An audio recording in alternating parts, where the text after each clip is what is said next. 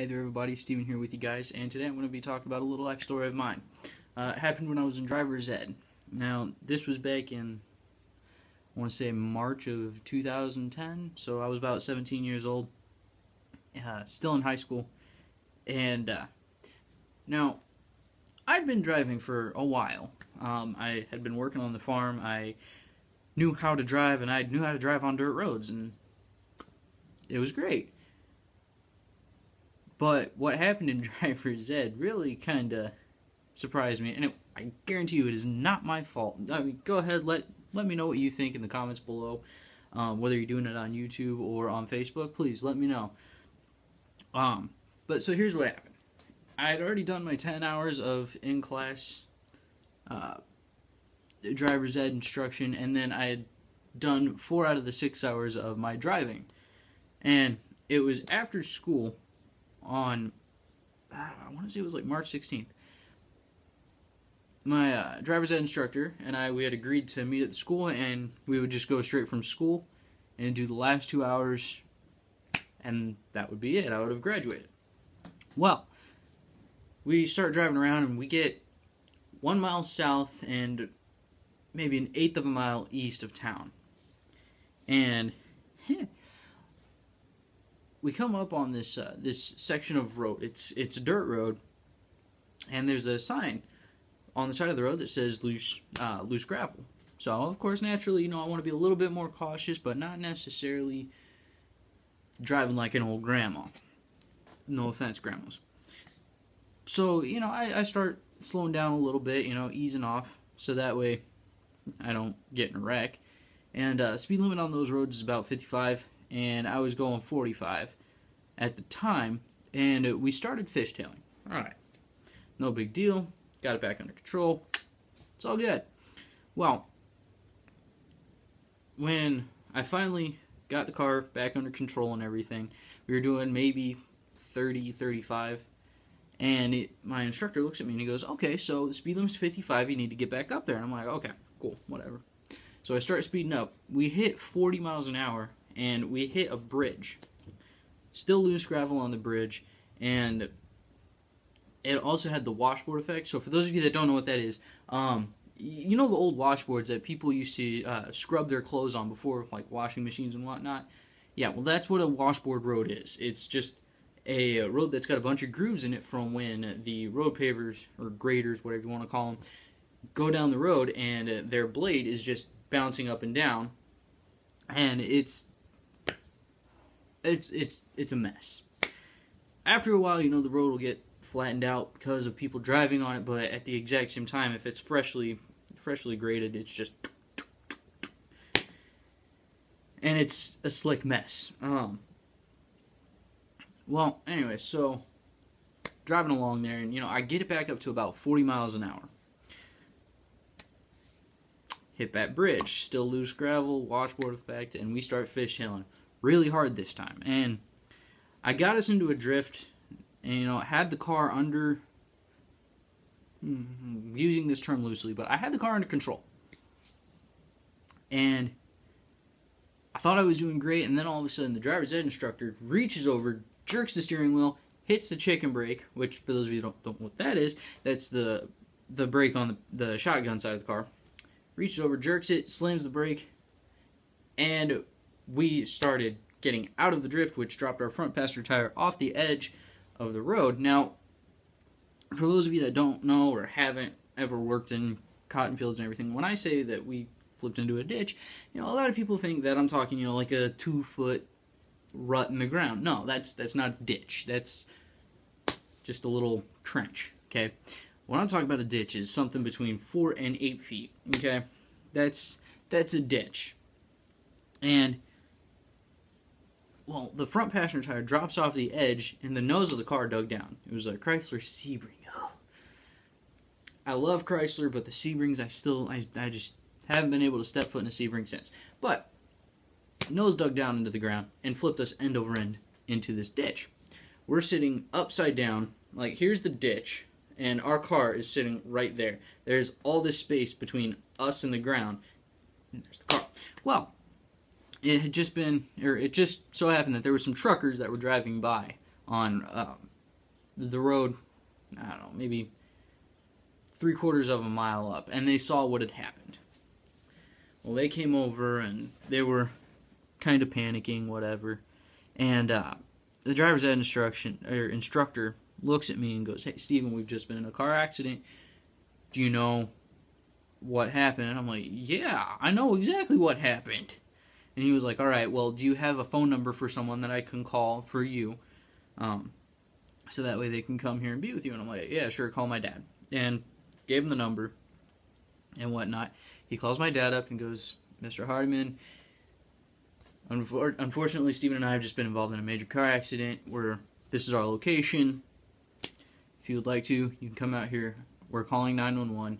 They're getting out here right now." And they hang up. He calls 911. I found it to be kind of backwards. Normally, if someone is going to get into a car accident, normally I would think that they would call 911 first, then go ahead and call the next of kin. However, I don't know, I could be wrong, but I would think it'd be more important to get someone out there whose experience in the medical field is great, rather than, hey, let's just call up your family, tell them, hey, you're almost dead. I was fine. I was good. But, it seemed backwards to me. So, state trooper shows up. And I finally get out of the car. Well, I didn't get out of the car. I kind of fell out of the car. I unbuckled my seat, and because I was upside down, my equilibrium had just gotten completely reversed, and when I got out, I completely tumbled out of the car, and I'm pretty sure I looked like a rag doll, because both of the truckers were kind of laughing when I fell out. But, they made me lay there. They gave me a pillow to keep my head up on, and, they were like, "No, you can't move your neck, blah, blah, blah, blah." So I couldn't even look at the car. All I knew was that the front windshield was shattered, the airbags had deployed, the clock read 3:16. I'm like, wonderful, I can't even see the damage that I've done. Man, come on. Honestly, that's the part I think that really disappointed me, was that I couldn't see how well I had wrecked this car. But no, so officer gets there, they call in the ambulance and whatnot. Ambulance gets there. They start putting me on the gurney, putting the neck braces and, whatever. Well, get me to the hospital, and they're checking me out, feeling me, making sure that everything is in place and that it doesn't feel like I have any major issues. Well, the doctor that attended me, he I'm sitting in the emergency room, all right, in the middle of the emergency room, and the doctor that attended me asked me, "So what happened?" I kind of lean forward and go, "I flipped the driver's ed car." And he goes, "Excuse me?" I'm like, "I flipped the driver's ed car." He goes, I'm sorry, I still can't hear you." And I'm like, "I flipped the driver's ed car." Literally every single nurse, every single doctor just stops what they're doing. They're just like,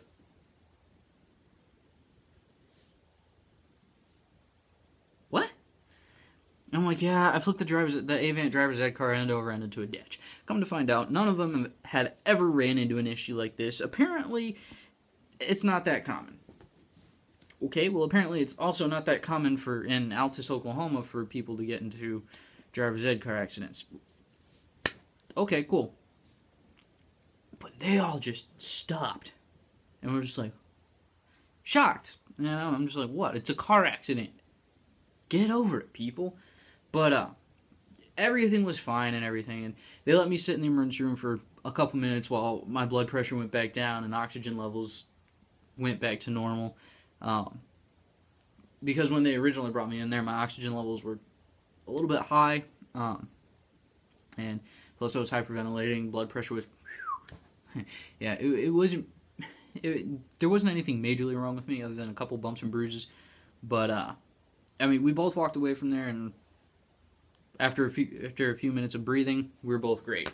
Well, the police officer gets to the hospital. For starters, up till this point, I had not seen the driver's ed instructor between the time that he got out of the car and now. Now, he got out of the car long before I attempted to tumble out. Okay, so when I say he got out of the car, I mean he got out of the car and left.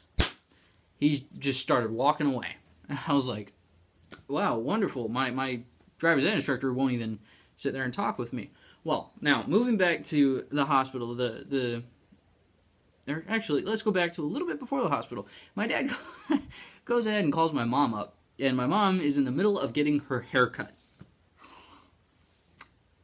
And that's not the funny part. The funny part is the song that was playing when my dad called her. The song that was playing was Only the Good Die Young. Yeah, that's a great song to be playing as soon as you get off the phone call from, hey, your son's just been in a terrible car accident. Yeah, hey, let's just play Only the Good Die Young. Right, well, that's what was playing. I thought it was funny. But, so, my dad gets the scene with me, goes to the hospital with me, blah, blah, blah. Sheriff shows up, or state trooper, my bad. He shows up and he goes, okay, so, here's the deal. You're in control of the car, blah, blah, blah, blah. And I was like, yeah, you bet. I was in control of the car, and then he reached over and jerked the steering wheel. Plain and simple. I ended up getting a ticket for it. I thought that was the dumbest thing ever. Now, I also realize that I'm not a police officer, so it's not up to me to make that decision as to who gets the ticket. However, if it was up to me, I'd say that, well, since Mr. Avant was the one that stomped on the chicken brake and jerked the steering wheel, that he was the one that should have got the ticket. But whatever. So a week later, I was a little bit sick, but Mr. Avant comes by my house, and my mom answers the door, and he was asking how I was doing and everything, and my mom was like, oh yeah, he's fine. And he was like, all right, well, if he ever wants to get back out there, have him call me up. Well, the next day I was feeling much better. I was feeling a lot stronger, so I went ahead and called him up, set up my next appointment. And he comes and picks me up the day that we had set the appointment up for, and I'm like, all right, so, question. And he was like, all right, what? And I'm like, well, do I have to redo all of the driving since that happened? And he was like, no, this is your last session. I'm like, cool. So we went, did my last 2 hours of driving, and I passed driver's ed. I totaled out the driver's ed car, and I still somehow managed to pass. How awesome is that? But anyways, yeah, that's my story on me flipping the driver's ed car. It wasn't my fault. I will stand by that to the day I die. And, I mean, so the next day I go to school, right? And the bus driver, we start pulling into the high school's parking lot, and my bus driver all of a sudden just stops and goes, hey, I got a question for you. Do any of you know what happened with the Avant driver's ed car? Does any of you know who did that? If they're okay, whatever. Funniest thing, I had just been telling my friend sitting right next to me that I was the one that did it. And the bus driver started talking about that, and I just start sinking back in my chair. I'm just like, oh no. My friend, being the awesome friend that she was. Yeah, that was him, and points right at me. I'm just gonna go ahead and die now, alright? I don't need this kind of embarrassment. Well, apparently, that car accident actually got me a little bit of the spotlight in high school. It was really interesting, because all of a sudden everybody was like, oh my god, Steven! And I'm like, yeah. Great. Well, I get to Spanish class that day, and one of my friends in Spanish looks at me and goes, Steven, I hate you. Doesn't surprise me, not many people like me, but, hey, whatever, it's y'all's choice. And I'm like, why? And he goes, because I was supposed to go on my last session of driver's ed driving training at 5:30. 5:30 today or what? And he goes, no, 5:30 yesterday. Oh, yeah, sorry about that. He was the only person that was mad at me. Everyone else seemed to be happy with me, so I don't know. But anyways, so that wraps up that story. I want to thank every single one of you guys for commenting and liking my previous video, and also would like to thank the 4 subscribers that I got today. With that in mind, go ahead and comment with ideas and videos that you would like to see, and go ahead and like it up on both here and YouTube, and go ahead and subscribe on YouTube. And yeah, have a great day.